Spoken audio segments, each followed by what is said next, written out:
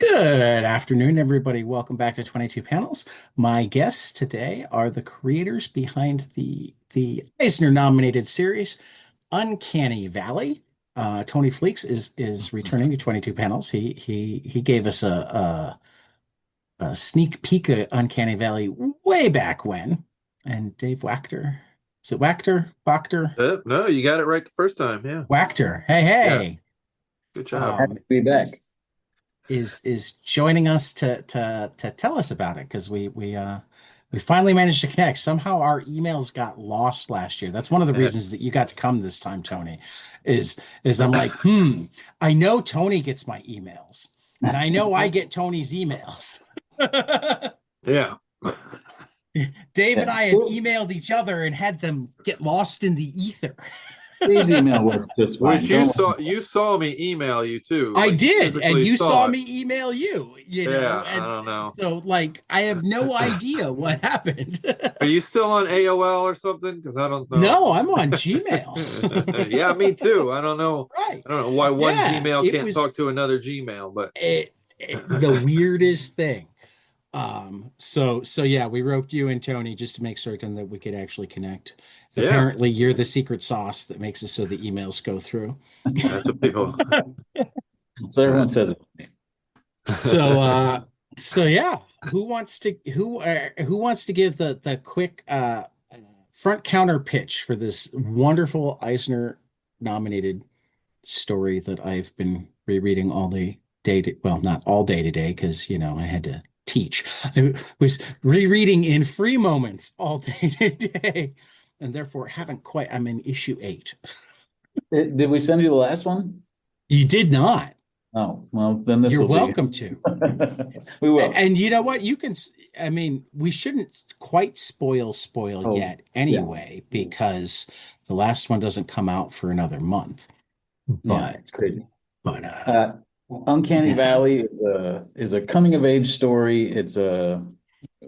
Dave described it as like Percy Jackson, but with cartoon characters instead of Greek gods. It's about a boy who feels like he doesn't fit in the world where he's growing up. He's got a single mom, and it's just them trying to get by, and he doesn't know anything about his family until one day he meets his estranged grandfather, who it turns out is a real life cartoon character. And they have to go on an adventure to save the world, basically. But the world is not just his own world, but it turns out there's a whole other cartoon world that he has all these ties to. So it's like a Roger Rabbit coming of age story. Right. Which I just, again, I can't emphasize much how much I love it. Thank you. Dave, your art has been outstanding. no, thank you. I like the way you've been kind of shifting through all sorts of different cartoon Yeah, varieties. yeah, yeah. All sorts of styles in it. There was a lot of learning involved with this project. Some creative, stretching creative boundaries that I hadn't tried before. So that's one of the reasons that I had so much fun working on this was being able to research and emulate various styles and even try a different style than I usually do for the real world stuff, and then to emulate different styles in with all the cartoons, be it a Hanna-Barbera or a Disney or a Warner Brothers style, or various others, frankly. And with the exception of Steamboat Willie, also do so while carefully avoiding copyright infringement. That's right. Yeah, it's just our these are our fun little versions Right. that seem very familiar. Well, and that's something that I really appreciate is that like almost every character I can tell like the two or three characters and or cartoons that kind of inspire it while at the same time being its own thing. Yeah, Um, we never really wanted to, especially in the story, like wink too much or nod too much at cartoon characters. We just basically thought of them as characters. But then, this one is sort of like a turbo teen karate guy, or this one's like Right. gigantic or whatever, like they have their own lives going on. They exist in this cartoon world.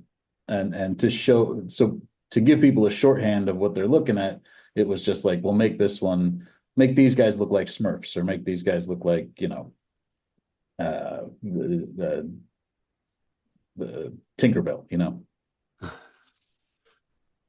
So how did character design go with that? Because I mean, like most comics, the artist is kind of primary with character design, and that's how I always assume. But with this comic and like how much part of the story the fact that they're cartoon characters are, I kind of wonder like how much It was input all did you? it was all Dave to Okay. I mean, there's a regular back and forth with character designing in any collaboration. Um, and there was some stuff where I would be like showing him cartoons that he hadn't seen before, or like didn't know about. But it was always just like once he saw it, he was like, "Oh, I can synthesize this," or Okay. But yeah, it was all Dave. I think the closest we got to anything was like I sent him, what I thought the little sprites would look like, but every once in a while when I had um like a really clear idea of something, I would send a rough sketch. I never wanted to do something where I was like, draw like me, because I am, I am a Right. cartoonist. Right. And so I never wanted it to be like him, just being the hands that carried my designs to screen. Right. You Right. know, Right. sometimes it's faster to communicate with a sketch than it is with like writing a 10 paragraph description or something. But yeah, Yeah, What? all Dave. and it was always a pretty open, sketch, and it was always done in the Tony style of cartooning. So my job was to hone it. So, for the ones that he did send sketches, then it would be my job to hone it and to have it really, like with the sprite characters, like to have it emulate like the Smurfs or something like that. Um, but Tony was, he would say this is a analogous maybe to this character or whatever in cartoons. So let's do some sort of version of that, and that's really kind of enough. That's all you need to then Right. springboard from. Yeah. The So Tony said he was. the first Go ahead, was Tony. the first was the one character that we sort of spent the longest time revising and going back and forth on. Yeah. And that one was interesting too, because it wasn't originally the character that it ended up being. Like we wrote it in the original pitch, and maybe even in the first issue, he was described as like a Steamboat Willie type character. And then Steamboat Willie went into the public domain like as we were working on the first issue, I think. So it was just then that was sort of like a real quick, revise back and forth. But there's art, there was designs, and there's artwork, and there's even one of the covers for the first issue that came out has like a completely different design on it. Yeah. And it's sort of like that, like a remnant of a path we were going to go down, but then we realized we had an opening to do something cool. Well, and then there's also I think was it issue 5 or 6. There's kind of the progression of the first Oh yeah, from more Steamboat Willie to yeah. where it And ends. I really enjoyed that. that was always planned. Like that issue was always planned. It just would have been like Right. just like all the other characters, just an analog to Steamboat Willie. And Right. then when he didn't start out being like a rat type character. He started out being a different animal that was Right. going extinct, and so it was just a matter of like adjusting and switching him to the See, this is one of those places where it's always fun to talk early on and later on, because you mentioned Steamboat Willie when we talked the last time, because he had gone straight into domain. So by the time we talked to you, you'd clearly already made that decision. Yeah. But turns out there had been more that you weren't talking about at the beginning.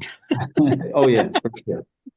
Yeah, that Um, issue six is one of my favorite things we did. It definitely one of my favorite things Dave ever did, and it's just that one, the finale. I think they're all great, but issue six, you could tell he really went crazy on it.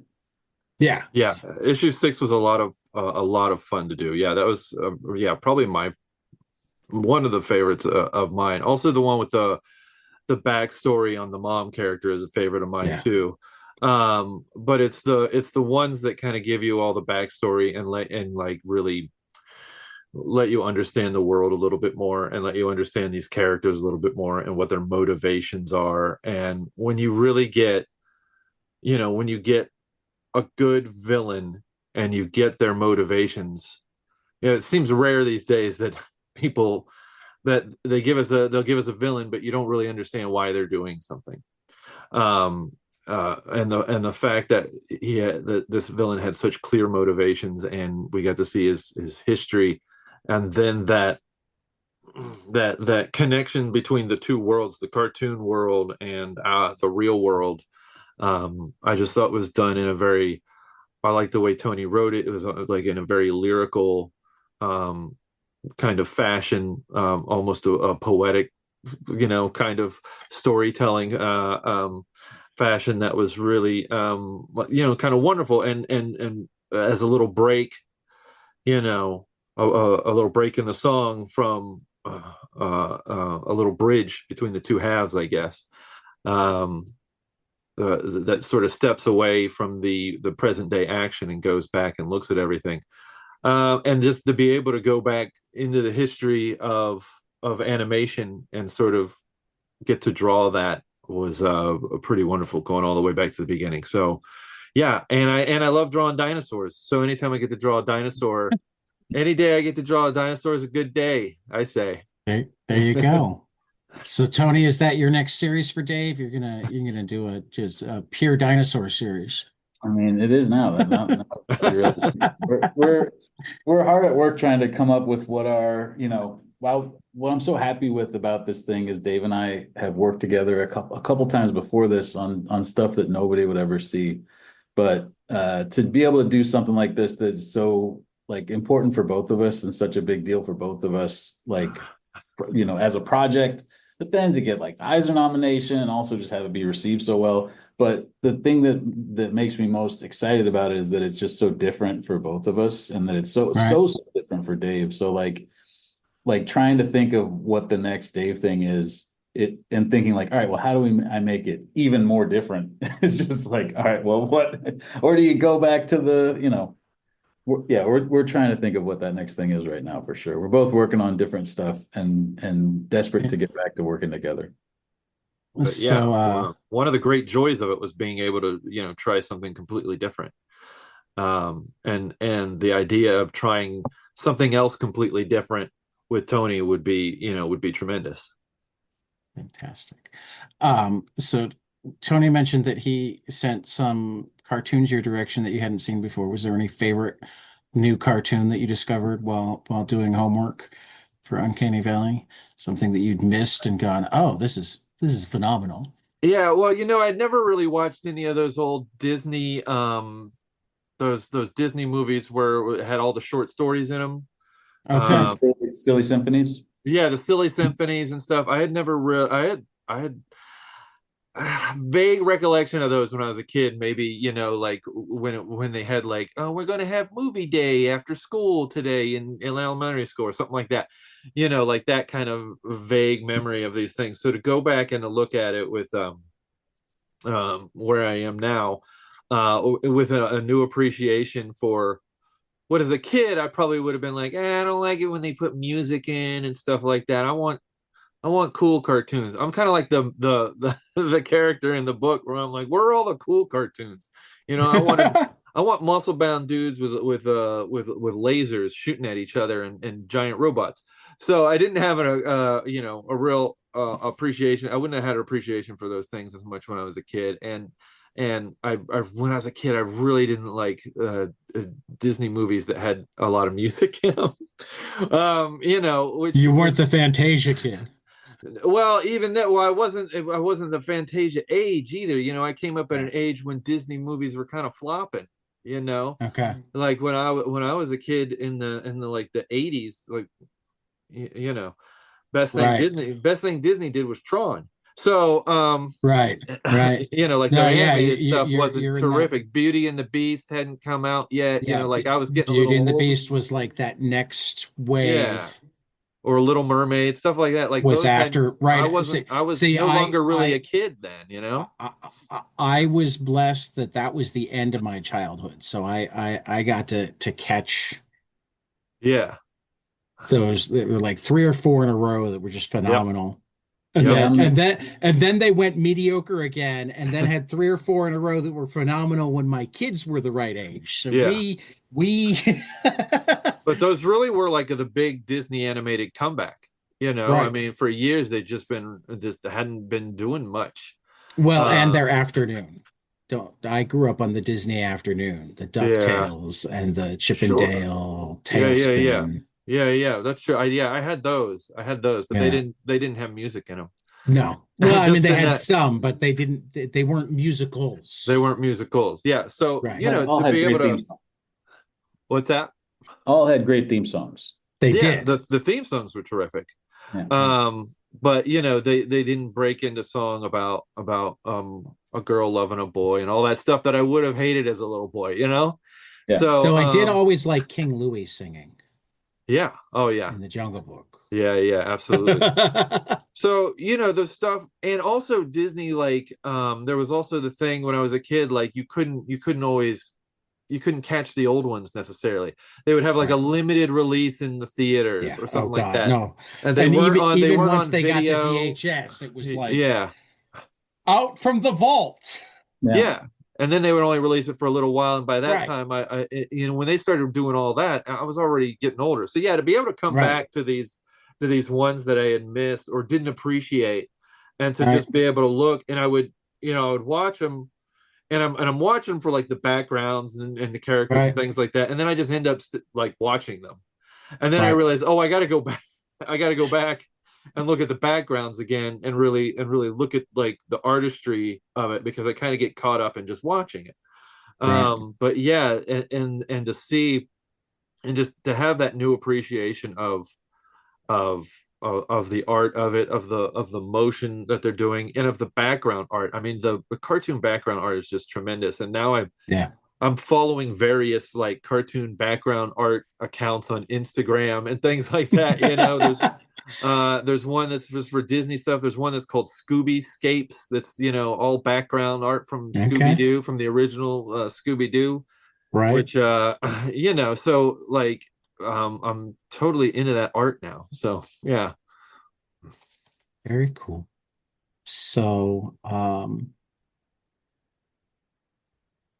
I hate it when I reach a point, it's like, I don't know what I want to ask next. Um, well, this is always a fun one.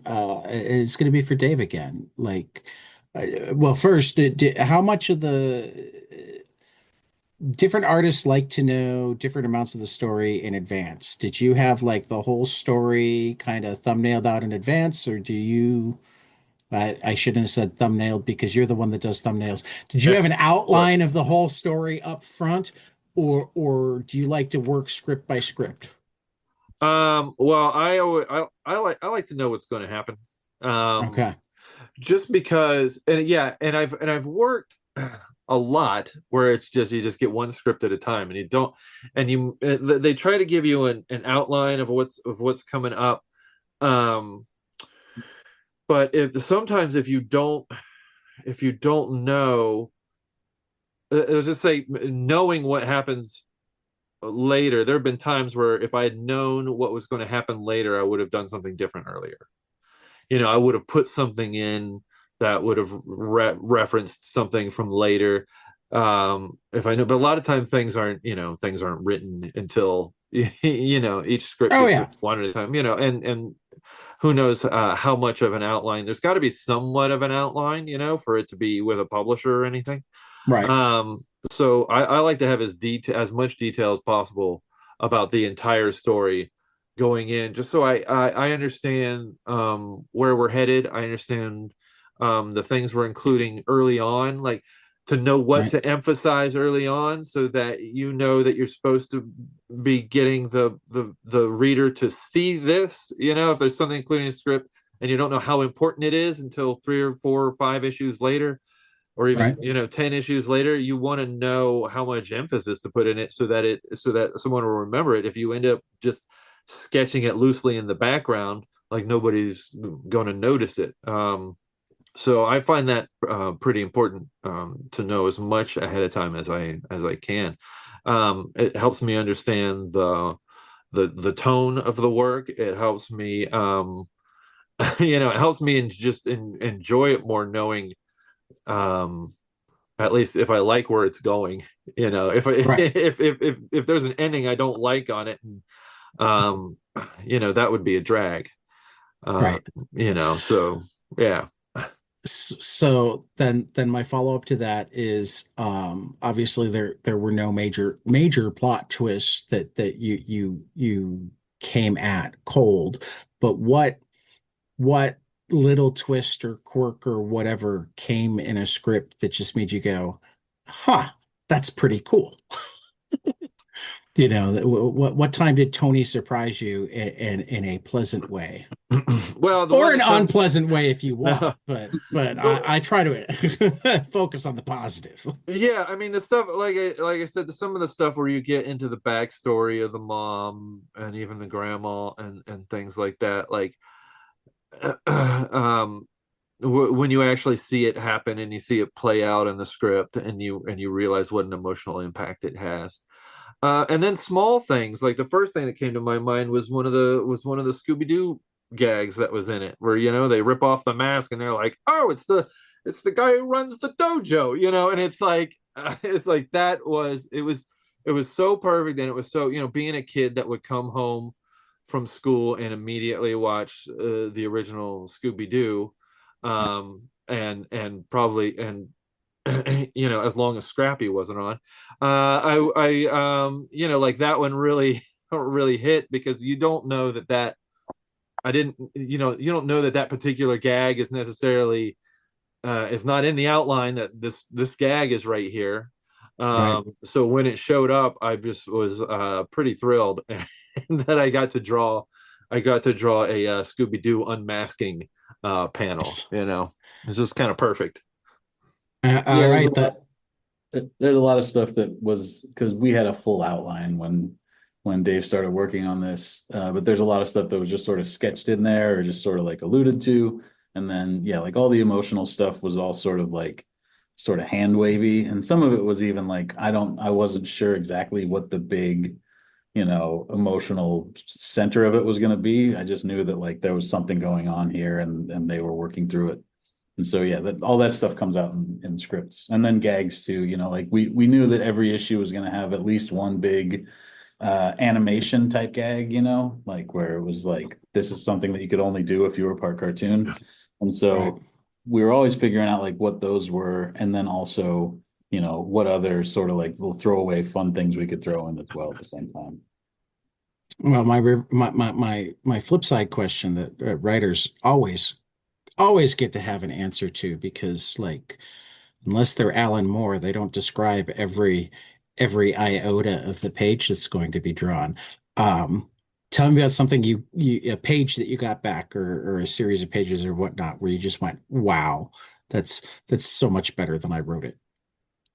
Well, I mean, yeah, the issue 6 was incredible for me to get the pages in. I mean, the crazy thing about this book is that it was every time I get an email, it was like that, like Dave just because I hadn't ever seen him do anything like this. Like he said, like it's different in the real world stuff, and it's different in the cartoon world stuff than anything he'd done before. Like there was just no way for me to set my expectations for what the pages were going to be like beyond just knowing that like, oh, Dave's good, it's going to be good.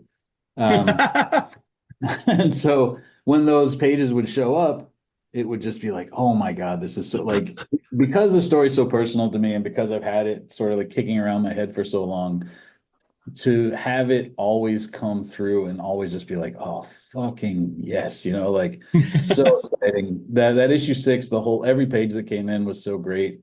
And then, every other page that came in was so great. But this finale there's spreads in this thing that are just like jaw dropping.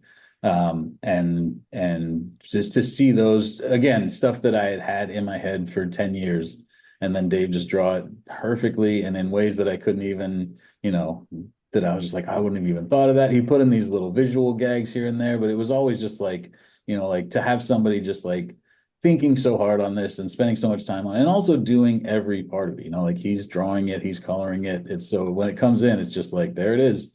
That's all the steps. I mean, I would see the steps as they went, but when the colors would come in, you could tell that he knew what he was doing from the beginning to the end, like he had a plan for this. Yeah, I appreciate the colors a lot because again, like you synthesize so many different cartoon styles, including the colors of those cartoon styles, but yet every page works well, and which means that you manage to thread the needle between different color styles to not have it be incongruous that this guy looks like this and this guy looks a little bit more refined. Mm-hmm. Mm-hmm. I think it's what makes the book stand out, because there have been a few, like there was a Roger Rabbit adaptation, there was a Cool World adaptation, like there have been Right. these sort of I cartoons. thought Cool World was a comic first. uh Maybe not. I don't know. The Maybe I'm thinking adaptation of something else. was based on the movie. I don't Yeah. think it was. But Okay.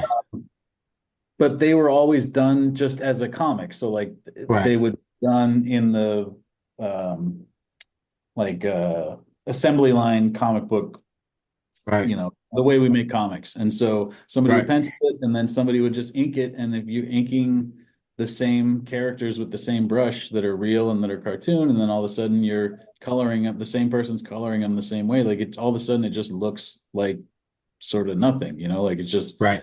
characters a little more realistically proportioned than the other characters. Right. And so to have Dave sort of like handling everything, and keeping that all in his head, it's like he's constantly doing a math problem or something, and he'll get the solution for it, when he gets to the end of the page. But the rest of the time, you just sort of you got to trust that he knows what's going on, because it's just like, well, I got to remember this guy is in black and white and he's got like breaks in the film grain going on over here, and this guy over here is, Right. completely, fully Technicolor, and this one's more 70s, so they're using more like, it's amazing what he did. He really put together something on these pages. I'm so excited that Dave, people get to see them. Dave, do you keep detailed notes on that, or is it just in your head? I mean, it's I have a lot of reference that I keep open all the time. I did the whole thing digitally, so I basically had it in split screen the whole time, where and I work on an iPad, so the screen is only so big, and then I'm splitting like a third of that screen into my reference screen. Or I do a new thing here where I would take the reference and just bring them all into one. I would make one big image and I would just paste all the reference into them because I needed so many things at the same time. That part of that was a real challenge, because I've got so I had one bit. If you imagine like a piece of paper, but then I made it real long, but it's on the Right. screen, so I can shrink it down and zoom in wherever I want. And then I'm copying and pasting in all these images that I've saved, not only of various cartoons and cartoon backgrounds all over the thing, but also previous pages of previous issues of ours, so that I can just grab the right color and bring it back over. But then I have to have so many of them open at the on that page at the same time, because I'm grabbing things, characters that were on in issue 2 last, and the other characters show up in issue 4, so I got to have pages from both of those open at the same time and paste it in there while I'm working on, pages for issue 8, because like, Right. everybody's keeps adding to it. And yeah, I mean, a lot of it's that way. A lot of it's in my head where I'm just like, I just remember, okay, this is the brush. This is the brush I always use to color the real world. This is the brush I use to do the line work on the Hanna-Barbera type cartoons. This is the brush, you know, I've got for when I'm doing like the more Disney characters, because this is the brush I use for when I'm doing like old cartoons from the black and white cartoons from the 20s, because the lines are different. Like some Right. are some lines have a bit of some are strictly dead line, it's just one thickness. But some of the cartoon stuff you do, especially with the movies or stuff like that, you do start to get line weights a little bit in there. Not as much as you might in a comic, but there is a difference. So I'm using different brushes for all sorts of different ones. And then yeah, sometimes like I'm going back through it and I'm like, oh, I forgot to add the film grain and scratches to those old black and white guys. So I got to go back in, and highlight the areas and be like, oh, I can't believe I forgot to do that again. I keep forgetting to put the film scratches in these guys, So but yeah, it does become like a math problem or like a puzzle, where you're trying to remember where all the pieces go. Right. But somehow I manage. I don't know. You managed very well. That's Yeah. why, I knew that there was some sort of system. Yeah, I I don't. mean, I mean, maybe you were a savant and the system was all in your head, but I was expecting some sort of. and it's a kind of system that I had that I didn't have a system in place. Like, I've been doing comics for 20 years, so Right. over that time, you sort of figure out. You have to figure out your system. You figure out what works for you, and how you, from everything from like how you draw a page and where you start to where you say how you save your files and where you put your reference material and how you label that on your on the hard drive. But for this one, it was just like I had all that, but then I had to expand the system to you know to accommodate all this new stuff that was going on. But that's part of the challenge and the fun of it. Right. Right. Another thing I noticed earlier today, it was originally solicited as 6 issues.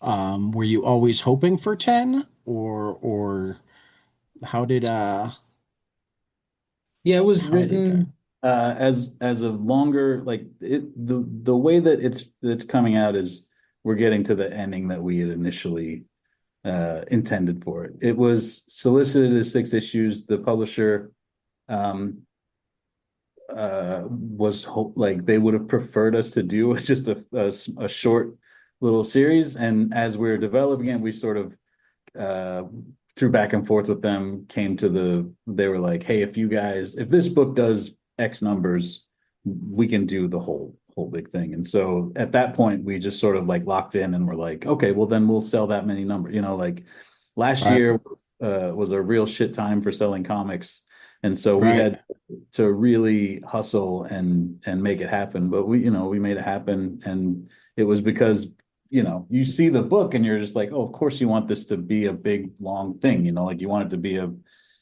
big extended story, and not just like like an episode of a TV show or something. So right, yeah, it was always planned as this big epic story, and we for I wish, I don't know why publishers really even say one of 6 or one of 5. Like I know stores would prefer things just be ongoings, but they also, I guess, don't like it when they just end abruptly as well. So it's sort of right.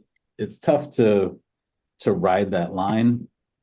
But yeah, it started when by the time they were soliciting the first books, it was always one of 6, to the point where like even as we knew it was ongoing or it was going to continue, and even as like issue 5 was coming out, it still said like the penultimate issue, and we're just like, what are they talking, like why? Somebody needs to rewrite the copy at some point. Yeah, yeah. Um, yeah, But that I also, like, it's sort of the difference between Like when I do books at Image, it's a very small, like I write the solicits, I do Right. I upload the covers, I click a box that says ongoing or limit, like I do all this stuff. And so anytime you've got, more than one department working on the thing, it's a lot of people that you gotta Yeah. always communicate. I Yeah. mean, they did a good job at Boom, but it's just like whenever you have like a ton of people working on something, there's room for stuff to get sort of like lost in translation. Absolutely. Absolutely. Um, Before we get to my favorite closing question, because I'm trying to be aware of time. Um, Anything on the horizon for either one of you that you're allowed to talk about? Any old books in trade paperback that you particularly want to plug? Yeah, we Yeah. in the next couple of weeks, the Local Man hardcover comes out. It's the That's all three volumes of Local Man in this gigantic 600-page hardcover. It's beautiful. It's like I describe it as like a Criterion edition of this book, where it has like everything you'd want to see about it, all the behind the scenes and every cover and every sketch and guest artist and backup story, and we really loaded it out. Like I love it when I get something and I can look at it and just be like, well, there's nothing that they put out that's not here. And so that's coming out on, I think, the 19th or maybe the 28th. I can't remember exactly. I'm doing a signing for it with Will Spartasio at Collector's Paradise here in LA. it is coming out on the 25th. 25th is the Wednesday, and then I think that Yep. Saturday we're doing a signing. So yeah. Cool, And cool. he did a cool limited dust jacket that's going to be at the signing. So Yeah, that's no, exciting. it's definitely on like my Christmas list. Nice. I, Yeah, we're I hoping. don't know if I'm going to be able to grab it right off the bat, So many new comics, and it's harder to justify the ones that you have all the single issues to go after Yeah. that hardcover right away. Because among other things, then families like, well, what are we supposed to buy you for birthdays and Christmas? You bought it all. See, And you're like, smart. I just buy it all, and then I just go to Christmas, and I'm like, whatever. I do some of that too. I do some of that too, but there's been too many good things right now. So I Yeah. don't think I have the $60 this month. Whether it will make it till Christmas is a whole different thing. We're counting on Christmas. But I've got Yeah. that. I've got Feral comes out every month. There's a new Yep. volume of that's about to wrap up. And then writing the Thing for Marvel, and issue 2 of that should be out here in the next couple of weeks, I think. So That's right. Are you doing the Thing? I thought you said oh a yeah, thing, and then I'm like, that's right. It's the Thing. He's yeah. doing the Thing. I haven't read issue 1 yet. I have it. I have it sitting waiting for me, but creator owned always comes first on my reading list, so I haven't gotten there yet. We Uh, appreciate it. Marvel, of course, a little upstart. We hope they do okay. I appreciate that you focus on the creator-owned books first. Yeah. Well, I feel like two things. First, just my having bought them is more meaningful. But second, I have this teeny tiny pulpit that I have, that might be bigger than I think it is, but I prefer to think of it as teeny tiny because that makes it less intimidating. Um, this teeny tiny pulpit with a dozen or so people listening, and therefore I might be able to affect those sales too, but only if I've read it and can say, "Oh my God, it's amazing." Well, You yeah, know? I think Marvel only cares that you bought it. I care if you read it. That's just between you and I. Don't worry about it. Yeah. Yeah. Yeah. Dave, anything? This is my first time talking to you, so Yeah. I almost feel bad that we haven't talked like your back catalog or whatnot. So if there's anything particularly proud of, particularly something that you like get paid for more selling, please plug it. I don't know if there's anything else that'll be. I mean, well, things that are coming out, or things that I'm working on. I'll just talk about some of the stuff. If you like the way I draw Godzilla, I Oh, do have. I don't. It's. I've been doing a lot of Godzilla covers recently. okay. So for I've been. It's been going for a while now for IDW's library editions. where they're Okay. collecting all of the Godzilla stuff that they've done. So I've been doing all new covers for those. I think there's going to be 7 or 8 of those in total. I think maybe 4 or 5 of them are out so far. I've got and I'm also doing Godzilla covers for the upcoming Godzilla Destroys the Marvel Universe. I'm doing variant covers for those. If you like mashups, it's basically Godzilla mashed up with Marvel characters. So there was one I did a while back as a variant for Venom when they were putting Godzilla in the covers. That was a Venomized Godzilla, and they liked that idea so much that they tapped me to do 5 covers for this series of mashups. And so far, images for Thingzilla and Ghost Rider Zilla, or Ghost Rider Mechazilla, Caillou has been have been solicited, and then I've got 3 more of those coming out. I've also, for Marvel, I did a short story with J.M. DeMatteis for the it's the Venom Black, White, and Blood series, where they do these there'll be 3 or 4, I think it's usually like 3 stories per issue. I'm in issue 1 with a short story with DeMatteis, kind of picking up after the end of some stuff that happened in the 90s of where Carnage and Venom and all that stuff, and sort of in the aftermath of that. So that was fun. I did it all by hand, and with ink washes and watercolors on the red parts. So that one was a lot of fun to work on, and that's coming out in August, I think. I'm working on a new series right now, but it hasn't been solicited. It's a creator-owned book that's I've started on, trying to get the first issue finished soon. But it won't be coming out till 2026 because they're doing this nice thing where I think I'm pretty much supposed to be done with it before they start selling it. So that's, gives us plenty of room. I don't understand why more publishers don't do that. I mean, I understand. I'm rubbing my fingers together for money. Let me rephrase. I understand why they do it, but I think most of them, or at least a large number of them, don't need to do it, and sometimes shoot themselves in the foot by doing it. I mean, I think specifically about some of the big events at Marvel or DC, and they're not short of money. Sure. I would think like, I would something say will fall behind and throw off their entire calendar. Yeah.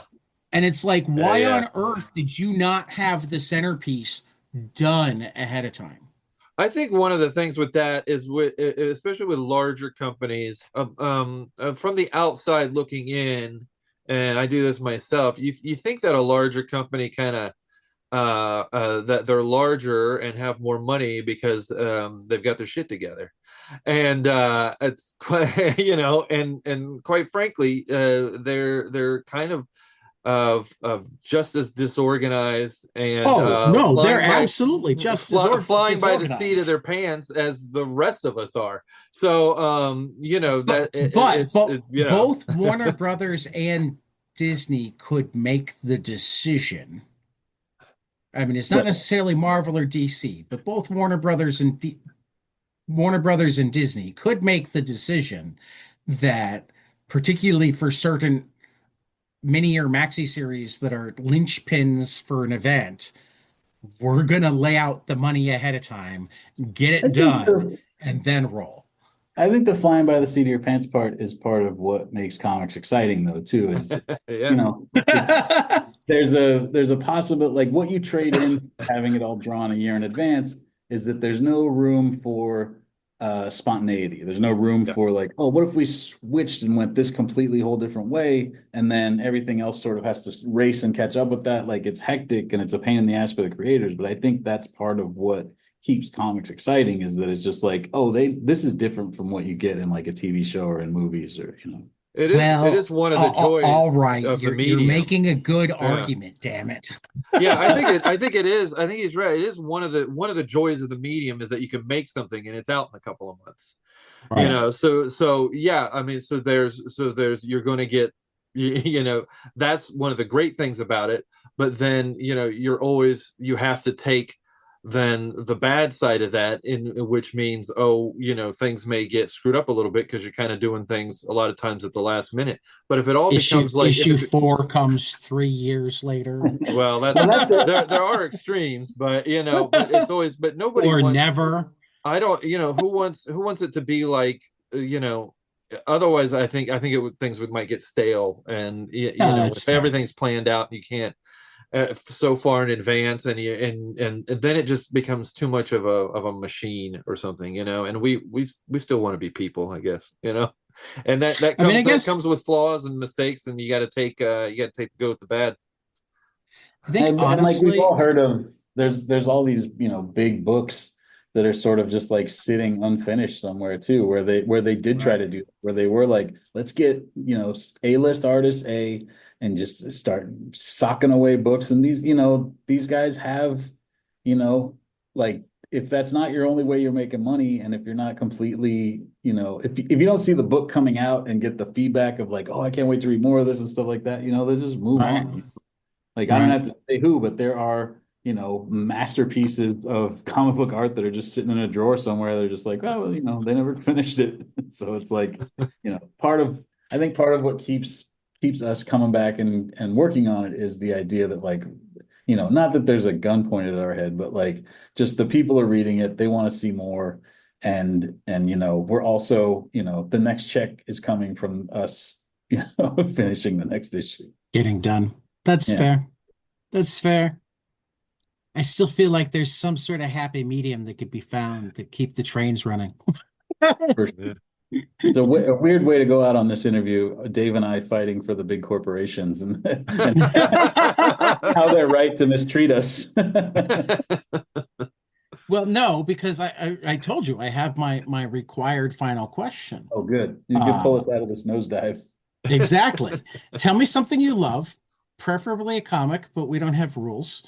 Preferably storytelling, but again, we don't really follow rules unless we feel like it. Something that you love that not enough other people around you have experienced, and you want them to, so you have more people to talk about it with. Hmm. Dave, you want me to go first? Yes, I do. He's scanning a bookshelf. I know No, how I it is don't. when people Uh, start scanning.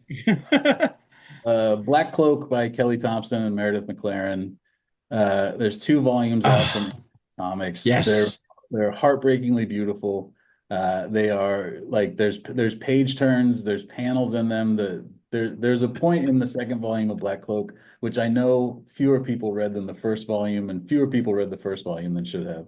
But there's a point where I plug that book out the wazoo, yeah, and thank goodness. Kelly and Meredith are among my favorite people in comics. Nice. Well, yeah, that book's incredible. I told Kelly I had to close the book and walk away from it for a while. It was just so like impactful emotionally. It's a detective, like a police procedural detective story set in a fantasy world, like in a, you know, Yep. Dungeons and Dragons type wizards and fairies and mermaids type fantasy world, but it's also set in sort of like a technological future. So it's sort of like Blade Runner, but with wizards. And well, I Right. guess it's not wizards. Oh, there are wizards. Anyway, it's Yeah. All of the above. it's a real tricky balance to pull off, combining a bunch of different genres like that. And then, but the way that they did it is, you know, the way that we tried to do it in Uncanny Valley, which, and I'm not saying we're anywhere near as good as this, but they did it by having it just be all about heart and all about characters. Yep. And you have these mysteries going on that are compelling, but what you really care about is the characters that are investigating the mysteries and how they fit together. And God, you hope they're still friends. And it's just really masterful comic book making. I think everybody should read them. I just selfishly, I want the trades to spike and sell 1 million so that they'll make more, because I just want to read more. I totally agree. Totally agree. And I'll also plug Meredith's next book, Meat Eaters. I just read it and it No, was I don't know about it. Is it gonna be? hauntingly beautiful. Um, Trying to remember who it comes out from. Give me a second. As we look at Dave, you Yeah, figured Dave. out, or you're still thinking? No, well, here, don't hate me, but That's fine. I haven't been, gosh, I just haven't been reading a whole lot of comics recently. Doesn't have to be You new, know, old. but just what I have been, I've been listening to, because I've been just working, I've just been working. So I just been listening to audiobooks, Okay. and so I kind of like um I like crime stuff in my Okay. audiobooks, you know. Yeah, So yeah. I've just got into I just started getting into the Tony Hillerman books. Oh, I read those way And I back know they're when. old, and I mean Tony Hillerman's dead. Yeah, And yeah. these things, the books start off in like 1971, and I'm Yeah, into the yeah. 80s now. But it's just I think I read like the first 10 or so of those. I keep meaning to go yeah, back. these are the Joe Leaphorn and Jim Chi, Kimchi. on Navajo reservation Hmm. police dealing with murders, and also the cultures of the area. And I love them so much, and I guess the reason there's not a whole lot of people to talk about with them is because they're old, and there's not a Yeah, lot. though I want to say they You just know, got made into a TV there series. is a TV series that's Yeah. pretty good. It's on I don't know, they just finished up the third season of it. I'm trying to remember which streaming service it's on. Um I don't remember right now either. yeah, I don't know if it's on Prime maybe, or something like that. One of the streaming services. It's called Dark Winds. And it's got I really like the guy who plays Joe Leaphorn. I can't remember his name right now, but he was on that season of oh god, he was in Reservation Dogs. If you ever watched that TV show, Hmm. which I love, I need to. one of my favorite TV shows of all time. And he was also in a season of Fargo. Who was he in Um, Reservation? in Reservation Dogs, he's the cop. Oh, okay. Yeah, so he plays a cop in this too, but it's not as funny this time. But he's in Reservation Dogs. He's kind of a shorter guy, but he's got a real intense features and stuff, and he's really funny in Reservations Dogs. And as Joe Leaphorn in this, he's really great as the lead character. And yeah, he was great in Fargo. He was sort of like the heavy, the like the guy who would come in and like kill everybody for you and stuff. So um yeah, I'm really enjoying those books, and I enjoy the TV series. But it's there's I can listen to those. I listen because I finished all my Bosch books, all the Okay. Michael Connolly books, and I needed something else. And I got into the Tony Hillerman books, and they're just so good. So Yeah.